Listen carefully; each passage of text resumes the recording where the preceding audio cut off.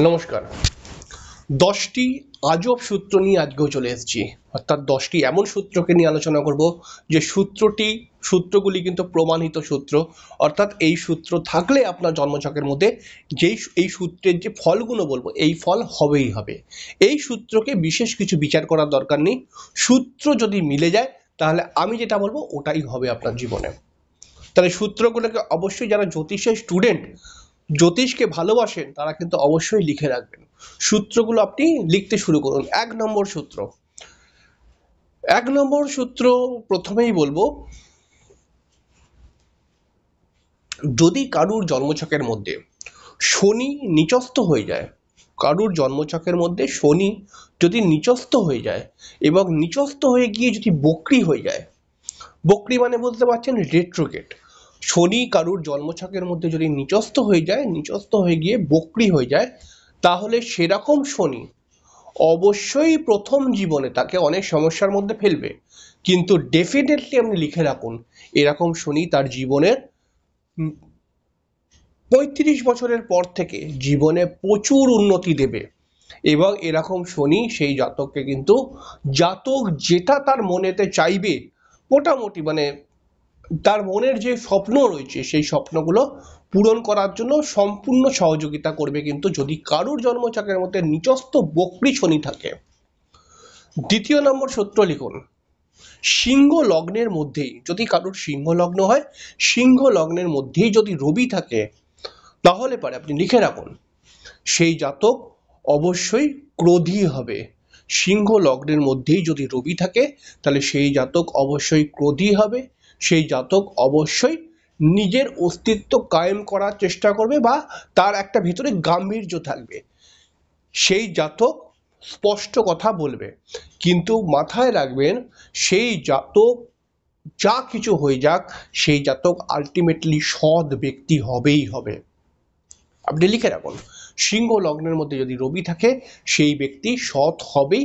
তার সে মাথা গরম হতে পারে, সে ক্রোধী হতে পারে, যার ভিতরে গাম্ভীর্য থাকতে পারে, কিন্তু সেই ব্যক্তি সৎ ব্যক্তি হবে। যদি কোনো কারণে তাকে উল্টোপাল্টা কাজ করতে হয় বাই চান্স, তার মধ্যেই একটি অনুশোচনা, ডিপ্রেশন তাহলে কিন্তু চলে আসবে।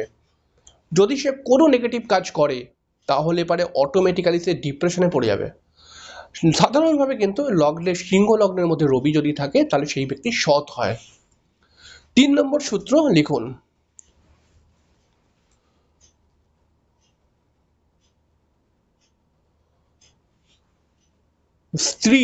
কারুর স্ত্রীর জন্মকুণ্ডলীর মধ্যে যদি রবি তৃতীয় থাকে, রবি তৃতীয়, কারুর জন্মকুণ্ডলীর মধ্যে কোনো স্ত্রীর জন্মকুণ্ডলী, কোনো মহিলার স্ত্রীর বলবো আর কি, জন্মকুণ্ডলীর মধ্যে যদি রবি তৃতীয় থাকে এবং তার সঙ্গে সঙ্গে যদি ষষ্ঠ ভাবের অধিপতি বলবান হয়, ষষ্ঠ ভাবের অধিপতি যদি বলবান হয়, তাহলে আপনি লিখে রাখুন সেই স্ত্রী তার নিজের প্রচেষ্টা, নিজের কর্মদক্ষতা, নিজের পরিশ্রমের মাধ্যমে অবশ্যই বড় একটি জায়গা অ্যাচিভ করার জন্য চেষ্টা করে যাবে। আপনি লিখে রাখুন, এই ব্যাপারটাই মিলে যাবে দেখবেন। 4 নম্বর সূত্র হলো, ভাগ্যস্থানে যদি রবি থাকে কারোর, অর্থাৎ ভাগ্যস্থান মানে নবম স্থান, লগ্ন থেকে নবম স্থান, নবম স্থানের মধ্যে যদি কারো রবি থাকে, এবার রবি নবম স্থানে রয়েছে, যেখানে রবি রাহুর সঙ্গে থাকতে পারে, রবি শনির সঙ্গে থাকতে পারে। আমি এগুলো বলছি না, আমি বলছি যদি ভাগ্যস্থানে রবিকে আপনি দেখে নেন তাহলে আপনি নির্ভয়ে একটি কথা বলে দিন যে সেই জাতক অবশ্যই অর্থ উপার্জন করতে পারবে, সেই জাতক অবশ্যই সন্তান সুখ, অর্থাৎ তার সন্তানের মধ্যে একটা ব্রিলিয়ান্ট ব্যাপার কিন্তু চলে আসবে, অর্থাৎ তার সন্তানের মেন্টাল মানে সন্তান একটা ব্রিলিয়ান্ট সন্তান হবে। এবং সেই জাতকের কিন্তু ভাগ্য সেই জাতককে সর্বদাই সাথ দেওয়ার চেষ্টা করবে। হ্যাঁ, রাহুর সঙ্গে আছে বা শনির সঙ্গে আছে, তার কিছু ফান্ডামেন্টাল সমস্যাগুলো রয়েছে, সেগুলো আলাদা কথা, বীজ যোগ হচ্ছে, গ্রহণ যোগ হচ্ছে। কিন্তু রবি যদি নবমে থাকে তার ভাগ্য তাকে সহযোগিতা করবে এবং সেই জাতকের অর্থ বৃদ্ধি হবে, সেই জাতক সন্তান সুখ পাবে। শাস্ত্র এই কথাই বলছে। এবারে একটা কথা মাথায় রাখতে হবে, এখন যদি নবম ঘরে কারো রবি থাকে, আমাদের জন্মছকের মধ্যে আমি একটি অনুষ্ঠানে বলেছিলাম সব থেকে গুরুত্বপূর্ণ প্ল্যানেট হচ্ছে বুধ। বুধ গ্রহ আমাদের বুদ্ধিকে কন্ট্রোল করে, অর্থাৎ বলছে নবম ঘরে রবি থাকলে পারে ভাগ্য তাকে সহযোগিতা করে, কিন্তু তার বুধ যদি ভালো না হয় তাহলে পারে সে সঠিক বুদ্ধি খাটাতে পারবে না। সঠিক বুদ্ধি না খাটালে ভাগ্য তো তাকে সহযোগিতা করতে পারবে না, কারণ ভাগ্য সহযোগিতা সেই ব্যক্তিকেই করে যে সঠিক বুদ্ধি খাটিয়ে এগোবার একটা প্ল্যান করে নিয়েছে। আপনার কাছে যদি বুদ্ধিই না থাকে আপনাকে কি ভাগ্য সহযোগিতা করবে? তাহলে নবম স্থানে রবি থাকলে ভাগ্য তাকে সহযোগিতা করে। এর পরের সূত্র লিখুন, কুণ্ডলিতে জন্মকুণ্ডলীর মধ্যে যদি লগ্নপতি জন্মকুণ্ডলীর মধ্যে যদি লগ্নপতি দ্বিতীয় থাকে বা দ্বিতীয় পতি একাদশ ঘরে থাকে, অর্থাৎ না, শাস্ত্র এই কথাটা বলছে যদি কারোর জন্মকুণ্ডলীর মধ্যে এই দুটো যোগই থাকে, অর্থাৎ লগ্নপতি দ্বিতীয় আর দ্বিতীয়পতি একাদশে, যদি এই দুটো যোগ থাকে, মানে শুধুমাত্র লগ্নপতি দ্বিতীয় বা দ্বিতীয়পতি একাদশে এইটুখানি নয়, দুটো যোগ, লগ্নপতি দ্বিতীয় থাকতে হবে, দ্বিতীয়পতি একাদশও থাকতে হবে, যদি এরকম কারোর জন্মছকের মধ্যে থাকে সেই জাতক অবশ্যই প্রচুর সম্পত্তির মালিক হবেই হবে, এটা লিখে রাখুন। কিন্তু যদি মনে করা যাক লগ্নপতি দ্বিতীয়, এবার এটা আমার অভিজ্ঞতা থেকে দেখেছি, লগ্নপতি যদি দ্বিতীয় থাকে এবং সেটি যদি পাপগ্রহ হয়, অর্থাৎ ধরুন বৃশ্চিক লগ্নের অধিপতি মঙ্গল পাপগ্রহ, সে ধরুন দ্বিতীয় রয়েছে ধনুরাশির মধ্যে, তাহলে তার প্রচুর অর্থ নাশ হয়, অর্থ পেলেও সে হয়তো অর্থ উপার্জন করতে পারলো কিন্তু অর্থ অনেক নাশ হয় তার। তো সেই ব্যাপারটাকে নিয়ে পরে আলোচনা করব, কিন্তু এটা লিখে রাখুন আমি যে সূত্রটি বললাম। এরপরের সূত্র, গোচর মানে বর্তমান সময়ে আপনার লগ্ন থেকে শনি যদি পঞ্চম স্থান থেকে গোচর করে, আপনার লগ্ন থেকে শনি যদি পঞ্চম স্থান দিয়ে গোচর করে, তাহলে অবশ্যই এমন ঘটনা আপনার জীবনে ঘটবে যেটা আপনার সম্মানহানি করবে বা যেটা আপনার নাম খারাপ করবে। আপনার লগ্ন থেকে পঞ্চম স্থান দিয়ে শনি যদি গোচর করে, তাহলে এখন শনি রয়েছে কুম্ভের ঘরে, বকরি হয়ে মকরে এসছে, তাহলে পরে এখানে আপনি দেখবেন কন্যা লগ্নের ক্ষেত্রেও কিছুটা মিলবে এই ব্যাপারটা।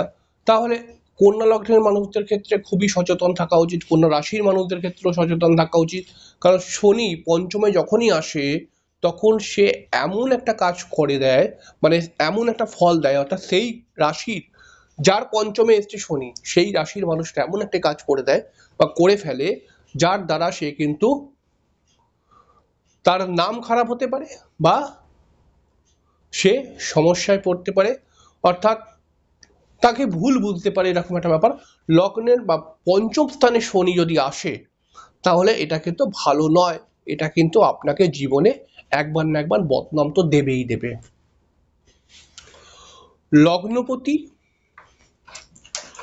লগ্নপতি যদি দ্বাদশে থাকে তাহলে জাতকের মধ্যে মানসিক কষ্ট আসে, শত্রু বাড়ে, বদনাম বাড়ে এবং সেই জাতকের মধ্যে একটা আত্মহত্যার প্রবণতাও দেখতে পাওয়া যায়। তাহলে এটা এবার দেখুন, আপনি কারুর জন্মছকের মধ্যে দেখতেই পাবেন যে তার লগ্নপতি দ্বাদশে আছে কিনা, যদি দ্বাদশে থাকে তাহলে পরে এই লগ্নপতি কিন্তু দ্বাদশে থাকার জন্য, বা কারুর জন্মছকে লগ্নপতি যদি দ্বাদশে থাকে তাহলে আপনি এই সূত্রগুলোকে লিখে রাখবেন, এইগুলোই মিলবে। তাহলে পারে কি করবে, দ্বাদশে থাকলে পারে আপনার কিন্তু শত্রু বাড়বে, আপনাকে কিন্তু বদনাম দেবে, আপনাকে কিন্তু আত্মহত্যার প্রবণতা নিয়ে আসবে, আপনাকে বারবার ডিপ্রেশনের মধ্যে ফেলে রাখবে। এছাড়াও পরের সূত্রটি আপনি লিখুন, যদি কারুর জন্মছকের মধ্যে রাহুর মহাদশা চলে এবং রাহুর মহাদশার মধ্যে কেতুর অন্তর্দশা শুরু হয়ে গেছে, এই সময়টা কেতুর অন্তর্দশা এই যে 1-1.5 বছর 2 বছরের কাছাকাছি, রাহুর মহাদশার মধ্যে কেতুর অন্তর্দশা যদি চলে তাহলে এই সময়টা সেই জাতকের জন্য খুবই একটি নেগেটিভ সময়। এই সময়ের মধ্যে জাতক অযথা বদনামের শিকার হতে পারে, অযথা তার পরিশ্রম বা স্ট্রাগল বেড়ে যেতে পারে এবং অযথা সেই জাতকের জীবনে ডিপ্রেশন, সমস্যা, বিপদ আপদ, রোগ ব্যাধি, পরিবার কেন্দ্রিক এগুলো কিন্তু আসতে পারে। রাহুর মহাদশার মধ্যে কেতুর অন্তর্দশা খুবই খারাপ যায় কিন্তু। যদি কারুর জন্মছকের মধ্যে লগ্নপতি এবং দ্বিতীয়পতি একসঙ্গে বসে রয়েছে,